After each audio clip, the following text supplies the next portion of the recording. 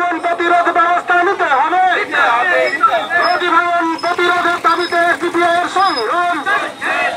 নদী ভাঙন প্রতিরোধে এসডিপিআই এর সংগ্রাম। নদী ভাঙন প্রতিরোধে এসডিপিআই এর সংগ্রাম। সর্বহারা মানুষের সংগ্রাম। আমরা যে পদযাত্রা শুরু করেছিলাম গত 7 তারিখ ফারাক্কার নুরুল হাসান কলেজ থেকে, আমরা ফারাক্কা, শামসেরগঞ্জ, সুতি, জঙ্গিপুর অতিক্রম করে এখন আমরা পঞ্চম দিনে এই রঘুনাথগঞ্জ থানায় আমরা রয়েছি।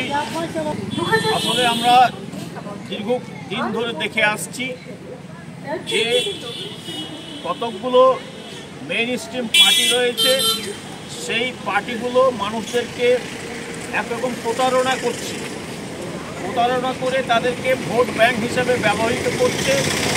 তারা অনেক সময় অনেক ধরনের প্রতিশ্রুতি দিয়ে আসছে।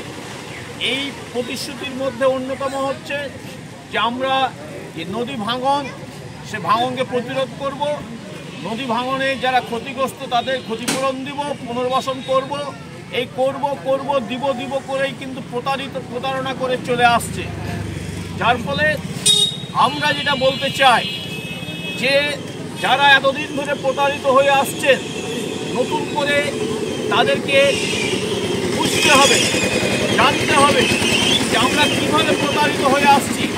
আমাদের যে এই যে লড়াই, এই যে পদযাত্রা ফারাক্কা থেকে আমরা আসছি, পায়ে হেঁটে আসছি, আমাদের এই বার্তা এই জেলাবাসীর কাছে যে আমাদের এই প্রতারণা নয়, বালির বস্তা দিয়ে নয়, বাঁশ দিয়ে নয়, কংক্রিট দিয়ে স্থায়ীভাবে সমাধান করতে হবে। এটা এই জেলাবাসী এই আন্দোলনে সর্বতভাবে সামিল হবে। তারা উত্তাল যদি না হয় তাহলে পরে কিন্তু তাদের দাবি মানবে না, এবং যারা প্রতারণা করে আসছে তাদেরকে চিহ্নিত করতে হবে। তাহলে পরে কিন্তু আমরা সত্যিকারের একটা রাস্তা পাবো। বাংলা টুডে নাও।